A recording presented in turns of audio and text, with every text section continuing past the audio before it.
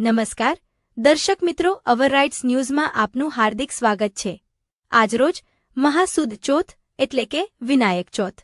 એવી માન્યતા છે કે આજના દિવસે ભગવાન ગણેશજીનો જન્મ થયો હતો, એટલે આજના દિવસને ભગવાન ગણેશનો જન્મદિવસ તરીકે પણ ઉજવવામાં આવે છે।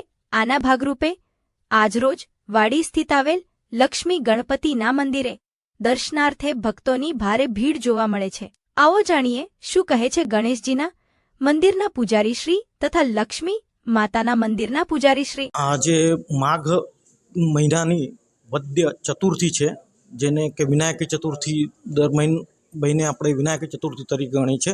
આ તિલકુંડ ચતુર્થી તરીકે પણ ઓળખાય છે અને વિશેષ કરીને આજનો દિવસ એ માઘ ચતુર્થી એટલે ગણેશજીનો જન્મદિવસ તરીકે ઉજવાય છે।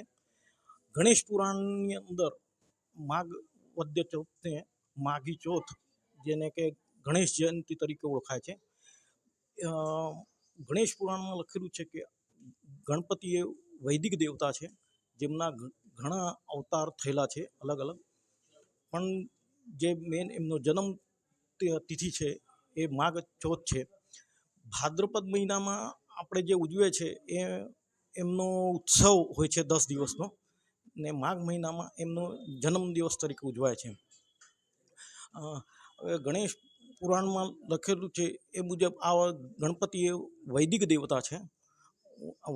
વૈદિક દેવતા એટલે જેમને કે અનેકાવિધ અવતાર લીધેલા છે, જેવા કે વિષ્ણુ, બ્રહ્મા વિષ્ણુ મહેશે અલગ અલગ અવતાર લઈને લોકોના વિઘ્નો નાશ કરેલા છે, જેમના રાક્ષસોના ધ્વંસ કરેલા છે।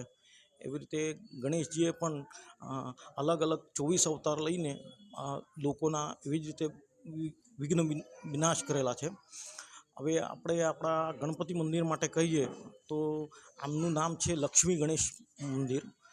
ગણપતિના દરેક અલગ અલગ નામ છે। મયુરેશ્વર, જેવું કે મયુર પર બેઠેલા છે, વિઘ્ન વિનાશ, સિદ્ધિ વિનાયક, સિદ્ધિ અપાવનાર સિદ્ધિ વિનાયક, એવી રીતે આમનું નામ લક્ષ્મી ગણેશ છે, કારણ કે આ મૂર્તિ સ્વયંભૂ પ્રગટ થયેલી છે માંદાર વૃક્ષમાંથી। માંદાર નામના વૃક્ષમાંથી આ મળેલી છે, જેમાં ગણપતિનો આને શેપ હતો, ને એમાં ડાબા ખોળામાં લક્ષ્મીજી પણ મળેલા છે, એટલે સાથે લક્ષ્મી પણ છે, એટલે એમનું નામ લક્ષ્મી ગણેશ આવું કરવામાં આવે છે। હવે એવું આ ગણપતિ 10 ભુજા છે, એટલે 10 હાથ છે એમના।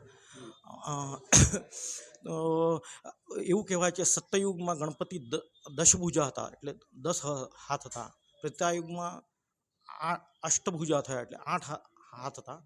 પછી આગળ જતા કલિયુગમાં જે હમણાં પ્રચલિત ગણપતિ આપણે બેસાડીએ છીએ બધા, એ ચતુર્હસ્તમ હોય છે, એટલે 4 હાથના હોય છે। તો એવું પણ કહી શકાય કે આમના આ 10 ભુજા ગણપતિ છે, એટલે આ સતયુગના ગણપતિ હોઈ શકે, બરાબર। આ આમની ઇતિહાસ કહીએ તો ઘણા 300-400 વર્ષ જૂનો છે, જે સ્વયંભૂ પ્રગટ થયેલા। એમના પછી અલગ અલગ વેદ પાઠી બ્રાહ્મણોએ આમની પૂજા કરેલી છે, અને હવે આ ચોથી પેઢી હમણાં ચાલી રહી છે। એકંદરે હું એમના ચોથા પેઢીમાં આવું છું। મારું નામ રમાકાંત છે। મહાલક્ષ્મી મંદિર, આ મહાલક્ષ્મી મંદિર 1860થી છે। માતાજી સાક્ષાત છે, ને ઘણા શ્રદ્ધાળુ લોકોને એનો પરિચય મળેલો છે।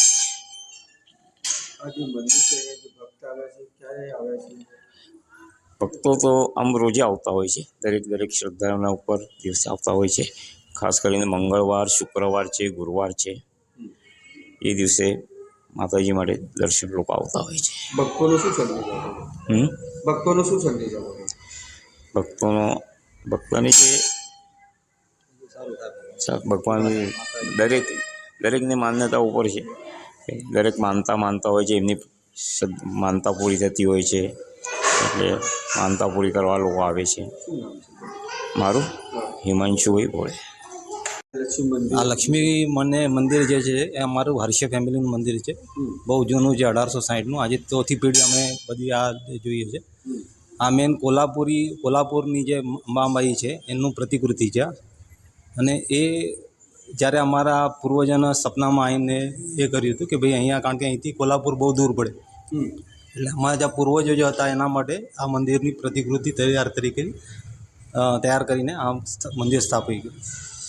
આજથી જો નહીં 1860 જે ગુરુજીએ વાત કરી એમણે 1860થી અહીંયા અમારી આ મંદિરની પહેલાં નાની પ્રતિકૃતિ હતી, પછી એની ખંડિત થતાં બે વખત ખંડિત થતાં નવી મૂર્તિની સ્થાપના કરવામાં.